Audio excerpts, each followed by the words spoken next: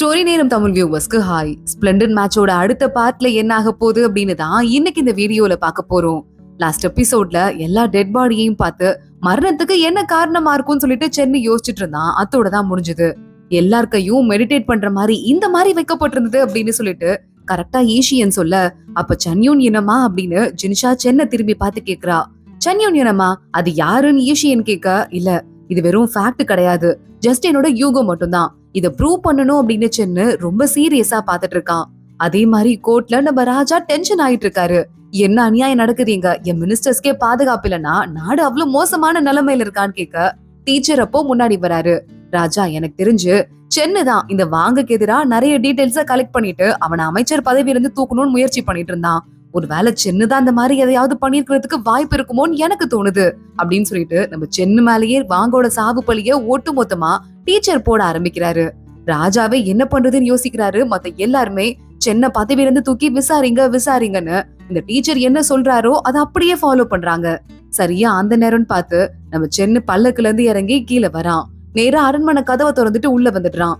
சென்னை பார்த்ததுதான் ராஜாக்கு கொஞ்சம் நிம்மதியா இருக்கு. ராஜா, நான் எதுக்கு இங்க வந்திருக்கேன்னா அப்படின்னு நம்ம சென்னை ஆரம்பிக்க, உன் மேல ஒரு முக்கியமான பழி வந்து விழுந்திருக்கு, அத பத்தி என்ன நினைக்கிறீங்கன்னு சொல்லிட்டு ராஜா கேட்டுட்டு இருக்காரு. என் நெஞ்சில ஆயுதம் விழுந்துச்சு, அதை தாங்கிக்கிட்டேன், ஆனா என் முதுகலை குத்துறத என்னால தாங்கிக்கவே முடியாதுன்னு சென்னு சொல்ல, என்ன பேசிட்டு இருக்கீங்க, உங்க டீச்சரையே பத்தி தப்பா பேசிட்டு இருக்கீங்களான்னு அவ்வளவு பேரும் சொல்லிட்டு இருக்காங்க. என் டீச்சர் என் மேல பழைய போட்டிருக்காரு அப்படிங்கிறது உண்மைதான். ஆனா அதை விட ஒரு முக்கியமான விஷயத்த நான் இப்ப சொல்லணும். அன்னைக்கு அடிபட்டு இருந்தப்போ என்ன பாக்க எங்க டீச்சர் வந்தப்போ வாங்க பத்தி நான் தப்பா சில வார்த்தைகள் சொன்னேன். ஆனா என் டீச்சர் அப்படி சப்போர்ட்டுக்கு வந்தாரு, இருக்கவே இருக்காதுன்னு சொல்லிட்டு சாதிச்சாரு. அப்படிப்பட்ட கெட்டவனை எதுக்காக ஒருத்தங்க அவ்வளவு தூரத்துக்கு சப்போர்ட் பண்ணணும்? இதுக்கு பின்னாடி உங்களோட வேலை ஏதாவது இருக்கா டீச்சர் அப்படின்னு சென்னு டைரக்டா டீச்சரை அப்போஸ் பண்ணிக்க ஆரம்பிக்கிறான். என் மேல தப்பு இருக்கு அப்படின்னு நீங்க பேசுனீங்கன்னா அதுக்கு ப்ரூஃப் காட்டுனீங்கன்னா நான் தப்பு பண்ணதை ஒத்துக்கிட்டு இப்பவே பதவியில இருந்து விலக ரெடியா இருக்கேன் அப்படின்னு சென்னு சொல்லிட்டு இருக்கான். டீச்சர் கடுப்பாயிட்டு அவனோட சப்போர்ட் மினிஸ்டர்ஸ் எல்லாம் கூப்பிடுறாரு. எல்லாம் சுத்தி வளைக்கிறாங்க சென்னை பதவியில இருந்து தூக்குறதுக்காக. ராஜாக்கு இன்னும் டென்ஷன் ஆகுது. முழு பொறுப்பும் நம்ம குட்டி ராஜா கையில வரலங்கிறதால.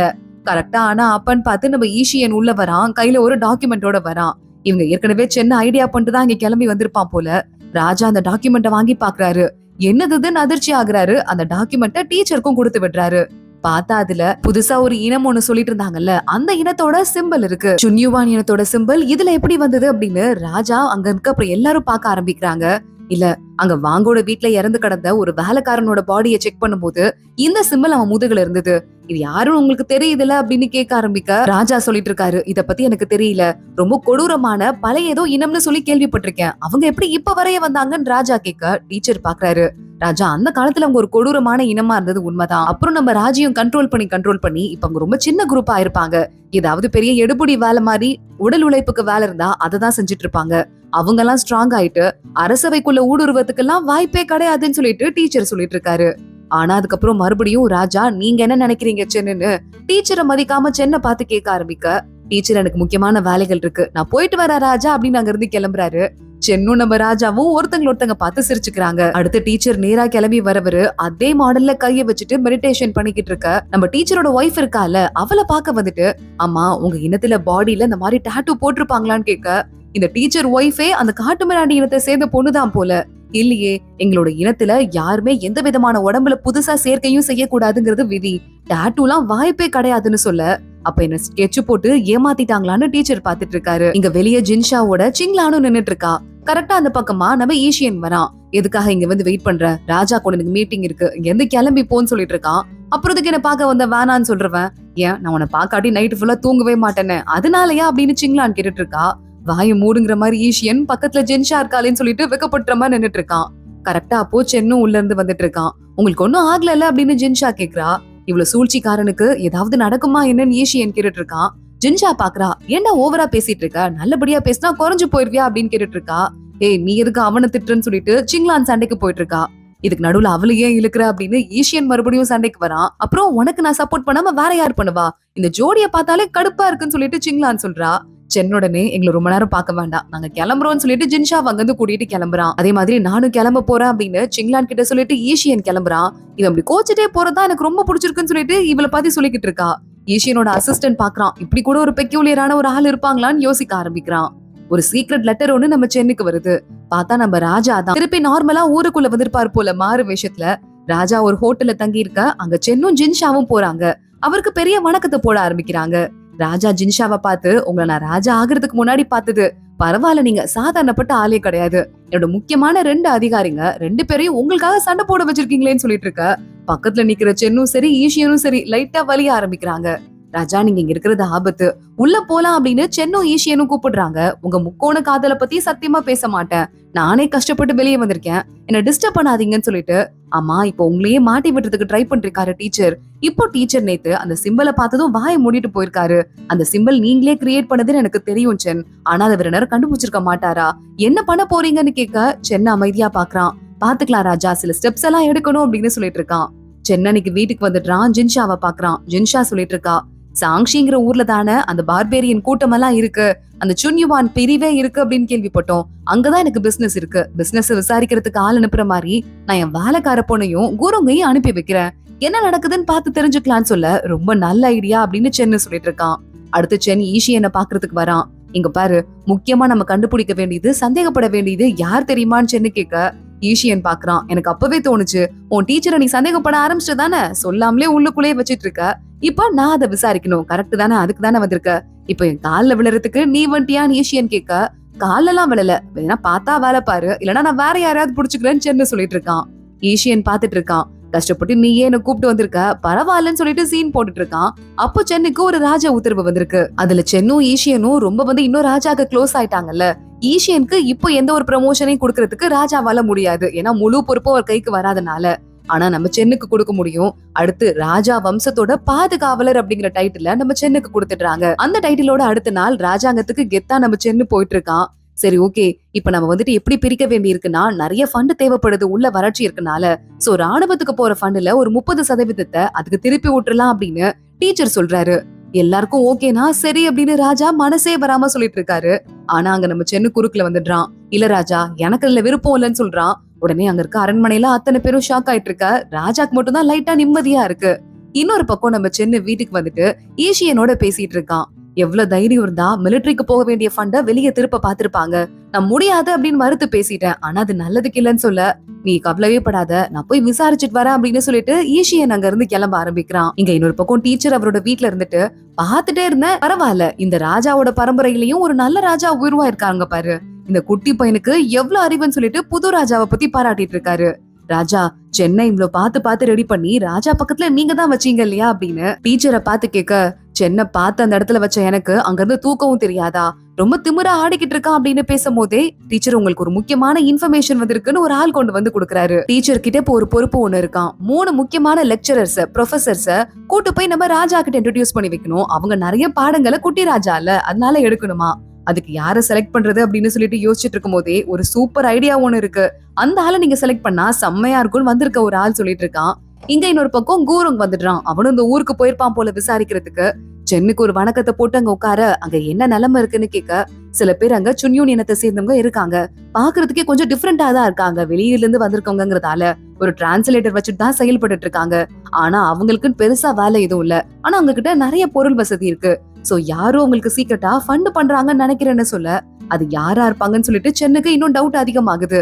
டீச்சரா தான் இருப்பான்னு சொல்லி இவர் நினைச்சாலும் ஆனா ஆதாரம் இல்ல. அதே மாதிரி ஜின்ஷாக்கும் லெட்டர் வருது, சிங்லான் பாக்கணும்னு சொல்லிருக்கான்னு. ஜின்ஷாவும் சென்னும் கிளம்பி சிங்லான பாக்குறதுக்கு போயிருக்காங்க. ஆமா, நீங்க அந்த சின்யுவான் பிரிவை பத்தி விசாரிக்கிறீங்கன்னு கேள்விப்பட்டேன், உண்மையா அப்படின்னு சிங்லான் கேக்குறா. உடனே எதுக்கு நம்ம சென்னு பாக்குறான், எனக்கு நல்லாவே தெரியுது, உங்க அம்மாவை அந்த இனத்தை சேர்ந்தவங்க தான் கொண்டுட்டாங்கிறதால விசாரிக்கிறீங்களான்னு. சிங்லான் கையில வால் எடுத்துட்டு சென்னோட கழுத்துல வச்சுட்றா.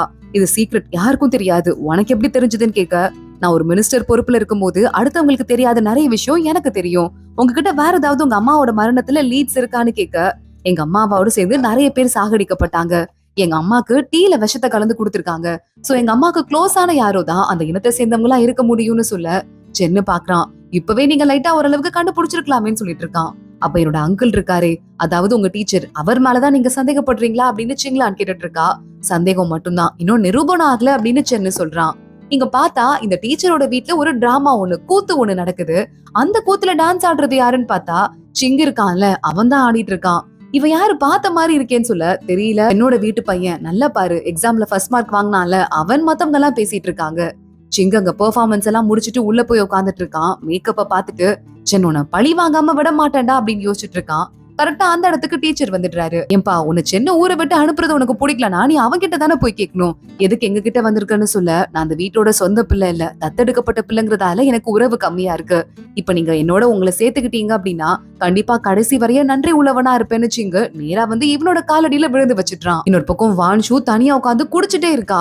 கல்யாணம் நின்னு போனதுல ரொம்ப வருத்தத்துல. கூலா அங்க வரா. என்னடி ஆச்சு உனக்கு, வா வெளியே போலான்னு சொல்லிட்டு வான்ஷு அங்கிருந்து கூட்டு போறா. வெளியே வரவ சிங்கு அந்த பக்கமா நடந்து போறத பாத்துட்டா. சிங்குன்னு சொல்லிட்டு ஓடி போய் இவ கட்டி புடிச்சுக்க சிங்கு பாக்குறான். இவளா அப்படின்னு சொல்லிட்டு தள்ளி விட்டுட்டு அங்கிருந்து ஓடி போயிடுறான். அவன் உன்னை பாக்க கூட விரும்பல, அவன் பின்னாடி ஏன் சுத்திட்டு இருக்கன்னு வான்ஷுவ கூலா அங்கிருந்து கூட்டு போயிடுறா. இங்க அடுத்த நாள் ராஜாவோட அரண்மனையில எல்லா மினிஸ்டர்ஸும் சேர்ந்துட்டு இருக்காங்க. இன்னைக்கு எனக்கு புது லெக்சரர்ஸ் வர போறாங்க, நான் ரொம்ப நர்வஸா இருக்கேன். யார் அது அப்படின்னு ராஜா கேட்க 3 பேர் வராங்க. அதுல நடுவுல இருக்கிறது யாருன்னு பார்த்தா சிங்கு தான் வந்துட்டு இருக்கான். இந்த டீச்சர் இங்க கூட்டு வந்திருக்கான். சின்னதை பாக்குறான், ஷாக் ஆயிடுறான்.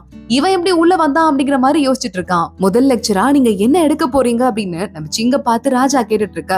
ராஜா, முதல் லெக்சரா நான் எப்படி உங்களுக்கு நம்பிக்கை துரோகம் பண்றதுக்கு ஆளுங்க கூடவே இருக்காங்கிறத பத்தி உங்களுக்கு காட்ட போறேன். நான் யார பத்தி சொல்ல போறேன் அப்படின்னு ஆரம்பிக்கிறான்.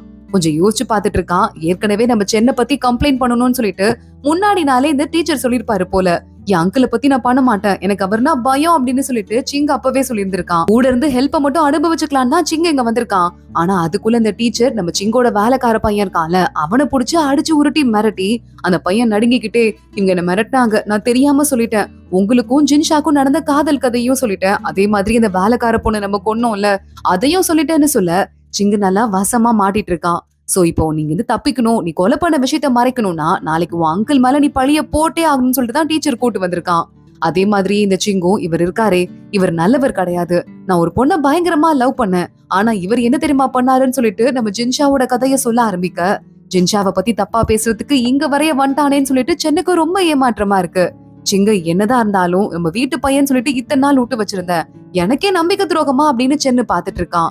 இதுக்கு ஆதாரம் எதுவும் இல்ல ராஜா அப்படின்னு அங்க நம்ம சென்னு சொல்ல ஆரம்பிக்க, இருக்கு, எனக்கு ஜின்ஷா எழுதின காதல் கடிதத்துல கவிதையில நான் எல்லாத்தையுமே திருப்பி கொடுக்கல, அவன் ஞாபகமா இருக்கட்டும் நான் ஒன்ன மட்டும் வச்சிட்டு இருந்தேன், அந்த கவிதை இப்ப வரைய என்கிட்டதான் இருக்கு, என் காதல் வாழ்க்கையை பிரிச்சது மட்டும் இல்லாம என் வாழ்க்கையவே அழிக்க பாக்குறாங்கன்னு சொல்லிட்டு சிங்கு சென்னு மேல பயங்கரமா குற்றச்சாட்டு சுமத்திடுறான். மறுபடியும் யோசிச்சு பாத்துட்டு இருக்கான். என்ன விட்டுருங்க, என் அங்கிள் மேல பழி சொல்ல மாட்டேன்னு சொல்லிட்டு சிங்கு கால்ல விழுந்து கதறி இருக்கான், தெரியாம இங்க வந்துட்டேன் அப்படின்னு. ஆனா அப்பன்னு பார்த்து இன்னொரு லெட்டரையும் கொண்டு வந்து அங்க அந்த டீச்சரோட ஆளுங்க போடுறாங்க. நீ அந்த கொலைகாரனோட பையனாமே, இவ்வளவு பெரிய கேவலமான கொலைகாரனோட பையன் இன்னும் மோசமானவனதான் இருப்பாங்கிறத நிரூபிக்கிற மாதிரி நீ தப்பு பண்ணிட்ட. சோ உன் குடும்பத்தோட பேரு, உன்னோட செத்து போன அப்பாவோட பேர்லாம் இன்னும் இழுக்கப்படக்கூடாதுன்னா நீ கண்டிப்பா வந்து உன் அங்கிள் மேல பழிய போடணும், புரியுதா அப்படின்னு கேட்டு மிரட்டிருக்காங்க. இப்ப வர வழியே இல்ல சிங்குக்கு. சோ நம்ம சென்ன அவன கண்ணத்தை புடிச்சு உண்மையை சொல்லு, யாராவது உன்னை மிரட்டுறாங்களா, உண்மையை சொல்லு அப்படின்னு கேட்க ஆரம்பிக்கிறான். ஆனா சிங்கு, நான் எந்த உண்மையதான் சொல்லிட்டு இருக்கேன், என் வாயிலிருந்து வருது ஒரு வார்த்தை கூட போய் கிடையாது, இந்த அங்கிள் தான், என்னோட அங்கிள் தான் கெட்டவரு அப்படின்னு சொல்லிட்டு சென்னு மேல மறுபடியும் பழிய போட, சென்னு இந்த ஹார்ட் பிரேக்க எதிர்பார்க்கவே இல்ல போல. சென்னோட கண்ணுல முழுக்க முழுக்க தண்ணி நிக்குது. கடவுள் எல்லாத்தையும் பார்த்துட்டு தான் இருக்காரு ராஜா, நீங்க என்ன நினைக்கிறீங்களோ அந்த முடிவெடுக்கலாம், நான் இப்பவே என் பதவியில இருந்து ராஜினாமா பண்றேன்னு சொல்லிட்டு தலையில இருந்து அவன் கேப்ப கழட்டி கீழே வச்சிடுறான். ராஜா பாக்குறாரு, இப்பவே என் கூட வாங்க, நான் தனியா விசாரிக்கணும்னு சொல்லிட்டு சென்னை அங்க இருந்து கூட்டு போறாரு. சிங்கு தனியா ரூம்குள்ள வந்துட்டு பயத்துல கதவை சாத்திட்டு, இப்ப எனக்கு ரொம்ப நிம்மதியா இருக்கு, என் முன்னாடி இந்த சென்னு கால்ல விழுந்து கிடந்தான் ராஜா கிட்ட, எனக்கு சந்தோஷமா இருக்கு, பயப்படுறதுக்கு என்ன இருக்கு, நான் ரொம்ப கூலான ஆளுன்னு சொல்லிட்டு தனியா பைத்தியம் மாதிரி பேச ஆரம்பிக்கிறான். இங்க மறுபடியும் இந்த டீச்சரோட ஒய்ஃப் தவம் பண்ணிட்டு இருக்கா. கரெக்டா அந்த இடத்துக்கு வேலைக்கார பொண்ணு வந்து ஜின்ஷாக்கு இந்த மாதிரி கோர்ட்ல அவமானம் ஆயிடுச்சான், சிங்கு போய் அப்படி சொல்லிட்டானான்னு சொல்ல, ஜின்ஷாவை கல்யாணம் பண்ணிக்கிறதுக்கு அத்தனை பசங்க ரெடியா நின்னுட்டு இருந்தாங்க. ஆனா போயும் இவ யார் கூட போய் சேர்ந்திருக்கா பாத்தியா, சென்னை விட்டுட்டு வேற யாரையாவது இவ லவ் பண்ணிருக்கணும் அப்படின்னு சொல்லிட்டு இந்த டீச்சரோட ஒய்ஃப் சொல்லிக்கிட்டு இருக்கா. இங்க பார்த்தா ஜின்ஷாவை சென்னோட அசிஸ்டன்ட் வந்து உங்க பாட்டி ஊருக்கு அம்மா ஊருக்கு போங்கன்னு சொல்லிட்டு அனுப்பிச்சு வச்சிருப்பார் போல, பத்திரமா அவளை காப்பாத்துறதுக்காக. அதனால ஜின்ஷா அங்க கிளம்பி போயிடுறா. இங்க டீச்சரோட ஒய்ஃப பார்க்க சிங்லான் வர மாதிரி வரா. நான் கொஞ்ச நாள் வெளியே போயிருந்தேன், அப்ப அந்த காட்டுமிராண்டி கும்பலோட சில பேரை பார்த்தேன், அவங்களை புடிச்சு வச்சு விசாரிச்சப்போ அவங்க ஏன் அப்படி சொன்னாங்கன்னு தெரியல ஆண்டி, உங்களையும் அங்கிளையும் அவங்களோட மீட்டிங்ஸ்ல சில தடவை பார்த்ததா சொன்னாங்கன்னு சொல்ல, அவங்க என் மேல பழிய போடுறதுக்காக தான் அப்படி பண்றாங்க போலமான்ட்டு உடனே இந்த ஆண்டி நடிக்க ஆரம்பிக்கிறா. நல்ல வேலை நான் அவங்கள போட்டு தள்ளிட்டேன், அவங்களால வேற யார்கிட்டே இந்த பொய்ய பரப்ப முடியாது, அதே மாதிரி ஈஷியன் காதலையும் இது விழாத மாதிரி பாத்துக்கிட்டேன்னு சொல்ல, நல்ல வேலை உன்னை என் பொண்ணு மாதிரி நாங்க வளர்த்தோம், சும்மா கிடையாது, எங்களை பாதுகாக்க வேண்டியது ஓ வேலைதானேன்னு சொல்லிட்டு ஆண்டி சொல்லிட்டு இருக்கா. கவலைப்படாதீங்க, இந்த பொய்ய பரப்புறவங்க யாருன்னு கண்டுபிடிச்சா உங்களை நான் தண்டிக்கிறேன், நீங்க கண்டுக்காம இருங்கன்னு சொல்லிட்டு நம்ம சிங்லான் நல்லா பேசி முடிச்சுட்டு ஆண்டி மனசுல நம்பிக்கையை உருவாக்கிட்டு அங்கிருந்து கிளம்புறா. இங்க சென்னை தனியா கூட்டு வர ராஜா என்ன நடக்குது? சிங்கோங்க சொந்தக்கார பையன்தான், ஆனா இவ்ளோ கேவலமா உங்ககிட்ட நடந்திருக்க கூடாது. எனக்கு ரொம்ப மனசு கஷ்டமா இருக்குன்னு ராஜா சொல்றாரு. ராஜா, என் வீட்டை சரியா பாத்துக்க நான் தவறிட்டேன். இதனால உங்க வரைய பிரச்சனை வந்துருச்சு. என்ன மன்னிச்சிருங்க அப்படின்னு சொல்ல, இப்ப அடுத்து என்ன பண்ண போறீங்க அப்படின்னு சொல்லிட்டு ராஜா கேக்குறாரு. ஒரே ஒரு சந்தேகம் மட்டும் தான் இருக்கு. அந்த சந்தேகத்தை மட்டும் நான் கன்ஃபார்ம் பண்ணிக்கணும். என் ஒய்ஃப்க்கு ஏதாவது ஆபத்து வருமோன்னு பயமா இருக்கு. நான் அவளை பாக்குறதுக்கு போயிட்டு வருவான்னு கேட்க, சீக்கிரம் கிளம்புங்கன்னு ராஜா சொல்லிட்டு இருக்காரு. பார்த்தா சென்னங்க பயங்கரமா நிறைய ஆளுங்களை கூட்டிட்டு, இந்த ஆளுங்கெல்லாம் இந்த டீச்சரோட ஆளுங்க போல, அவங்கள கூட்டிட்டு ஜின்ஷாவோட சொந்த ஊருக்கு வந்துடுறான். உள்ள போயிட்டு அங்க ஜின்ஷாவோட பாட்டி கூரங்க எல்லாரையும் கட்டி போட்டு ஜின்ஷாவை மட்டும் ஃப்ரீயா நிக்க வச்சிட்டு இருக்கான். ஜின்ஷா கையில கத்தி எடுத்துட்டு அவன் கழுத்திட்டு வச்சு, நான் உன்னை உயிரோட விட மாட்டேன்டா அப்படின்னு சொல்லிட்டு கத்திட்டு இருக்கா. சாவுக்கு பயப்படுறாம இவ்வளவு தூரம் வந்திருப்பேன்னு நினைச்சியா ஜின்ஷா? எனக்கு உன் புருஷன் என் கால விழணும். இப்ப நாம வருவான்ல, உன் கழுத்துல கத்தி வைப்பேன்னு சொல்லிட்டு ஜின்ஷாவோட கழுத்துல கத்தி வச்சுட்டு, இப்போ உன்னை உயிரோட விடணும்னா அவன் கால விழணும்னு சொல்லிட்டு இருக்க. கரெக்டா சென்னு அங்க குதிரையில இருந்து இறங்கி வரான். சென்னு வரான்னு தெரிஞ்சதுமே சென்னுக்கு ஒரு மாதிரி பயமா நடுக்கமா இருக்கு. ஆனா சென்னு வரவன் ஒரு செகண்ட் கூட யோசிக்காம கையில இருக்கிற சாட்டை எடுத்து சிங்கோட கையில ஒரே ஒரு அடிக்க கத்தி கீழே விழுந்துருது. நம்ம ஜின்ஷாவும் வேகமா சென்னு கிட்ட ஓடி வந்துடுறா. மறுபடியும் நம்ம சென்னு பாக்குறான். என்ன முட்டாள்தனம் பண்ணி வச்சிட்டு இருக்க அப்படின்னு கேட்க, இந்த இடத்துல நீ நிறைய டாக்குமெண்ட்ட மறைச்சு வச்சிருக்க ஜின்ஷாவோட வீட்ல, எனக்கு அது நல்லா தெரியும். அதெல்லாம் நான் எடுத்துட்டு போயிட்டேன்னா அப்புறம் நீ கால்ல விழுந்துதான் கடக்கணும்னு சொல்ல, ஏண்டா உனக்கு கோர்ட் எப்படி வேலை பாக்குங்கிறது சுத்தமா தெரியல. உன்னை ஒரு தடவை யூஸ் பண்ணிட்டு கழட்டி விட்டுறதுக்கு அவங்களும் கூப்பிட்டுருக்காங்க. அதுக்கும் நீ பலி ஆயிட்டியேன்னு கூப்பிட்டு வேகமா தரன்னு சிங்க இழுத்துட்டு போறான். யார் கண்ணையும் படாம தனியா கூட்டு வந்துட்டு கையில சாட்டை எடுக்கிறான். என்ன பண்றேன்னு சொல்லிட்டு சிங்க கத்துறதோட தான் இன்னைக்கு எபிசோட் முடியுது. அடுத்து என்ன ஆக போகுது தொடர்ந்து பார்க்கலாம். இந்த வீடியோவை லைக் பண்ணிக்கோங்க. மறக்காம நம்ம சேனலுக்கு சப்ஸ்கிரைப் பண்ணிட்டு பெல் ஐக்கனையும் கிளிக் பண்ணிக்கோங்க. அடுத்த வீடியோல பார்க்கலாம். அது வரைய பாய்.